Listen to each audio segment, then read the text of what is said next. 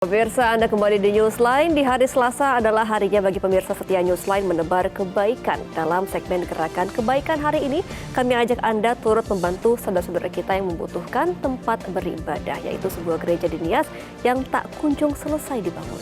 Ya, kita lihat informasi selengkapnya. Pemirsa, gereja yang berdiri sejak 22 Juni 2006 di Desa Onowaembo, Hiligara, Kecamatan Hiliduho, Kabupaten Nias, Sumatera Utara, ini dibangun oleh sebuah persekutuan doa yang terdiri dari 3 keluarga. Dalam perjalanannya, gereja ini butuh renovasi karena materi bangunannya terbuat dari kayu yang lapuk dimakan usia. Kondisi ini membuat jemaat takut dan tidak nyaman saat beribadah, ataupun bocor di mana-mana. Dan tahun 2019, jemaat memulai membangun kembali rumah ibadah yang lebih permanen dan lebih besar, mengandalkan donasi dari penghasilan jemaat sebagai buruh tani. Namun itu jauh dari cukup untuk merampungkan bangunan gereja. Prioritas saat ini adalah penyelesaian bagian dalam, pemasangan pagar supaya anak-anak tidak jatuh, dan pembuatan kamar mandi.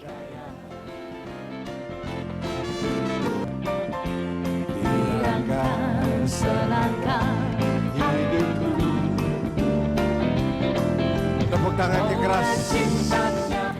Dan pemirsa, kita akan mengajak Anda untuk membagi kebaikannya, Jason, ya. Betul. Dalam berikut ini.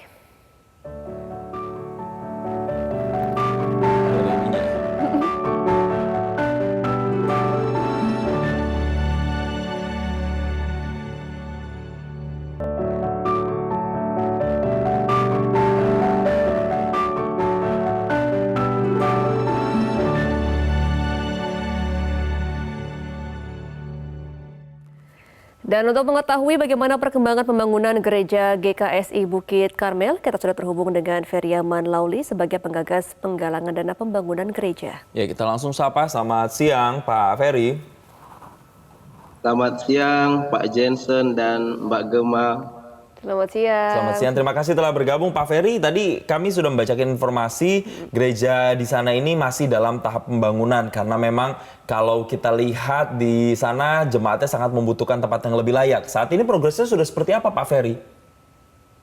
Ya, jadi memang puji Tuhan Pak, tahun 2000 kan dulu terjadi gempa 2005 dan ternyata itu menjadi awal pertobatan masyarakat, ya, dan hari itu ada persekutuan doa dan lama kelamaan semakin ramai dan kita mendirikan gereja tahun 2006. Tapi karena bahannya itu dari kayu-kayu yang tidak berkualitas, karena posisi saat itu 2006 pasca gempa bumi itu kondisi ekonomi juga sangat sulit, ya, sehingga hanya seadanya saja. Tapi karena termakan usia itu semua udah pada busuk, lapuk, dan atapnya juga pada bocor. Nah, tahun 2019 kemarin kita coba untuk membangun supaya jemaat boleh nyaman untuk beribadah tahun 2019. Dan ini udah tahun 2023, udah 4 tahun tapi tidak juga selesai karena memang keterbatasan dana daripada jemaat.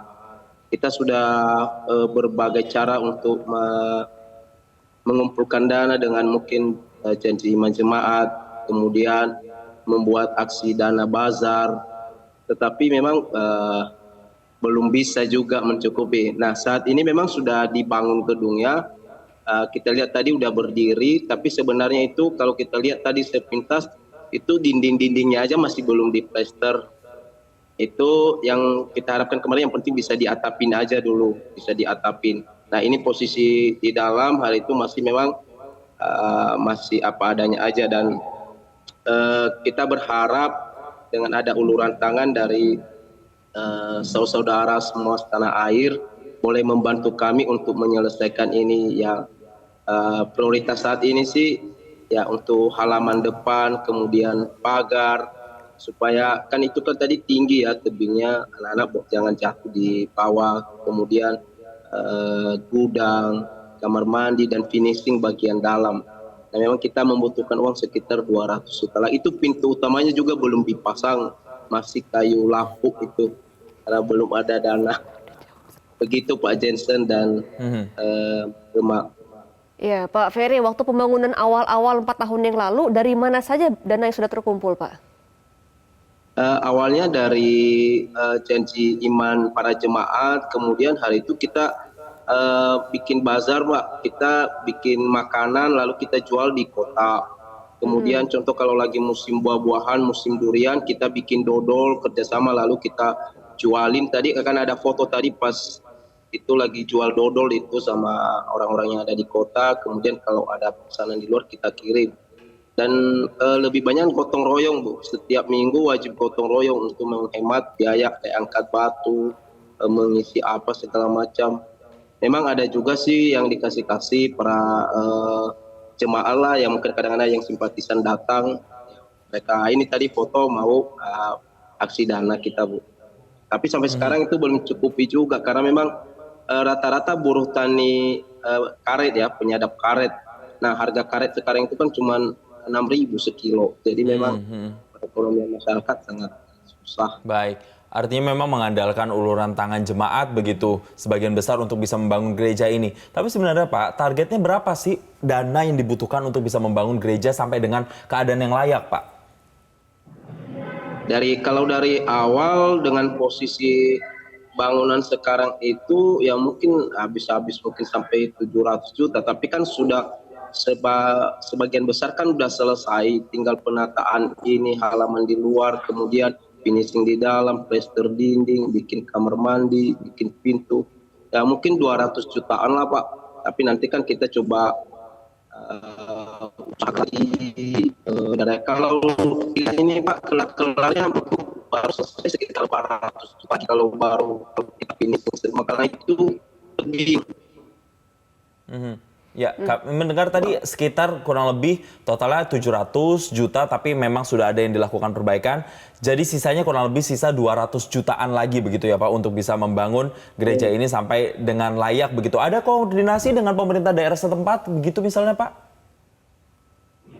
Ada Pak, tapi memang susah Pak. Kalau kan biasanya dari pemerintah untuk saat ini kita susah ya dapat dana seperti itu. Memang dulu pernah ada dari bantuan dari dana desa, nggak tahu kalau 10 juta ya, pernah juga dapat. Tetapi kan itu tidak rutin Pak, itu sekali setahun aja dan itu udah bertahun-tahun terakhir ini udah nggak ada lagi. Pak Ferry, sejauh ini ada berapa jemaat di gereja dan bagaimana biasanya proses ibadah di sana ketika gereja belum rampung seperti ini? Ya, kalau sekarang sih posisi jemaat karena masih hari-hari biasa ya mungkin sekitar 100-an. Tapi kalau udah Natal, kan rata-rata pulang kampung itu bisa sampai 300 orang lebih dan itu kadang nggak muat. Memang nggak nyaman, seperti kalau Natal itu nggak nyaman, panas juga, tempat duduk juga kurang, ya nggak nyaman lah.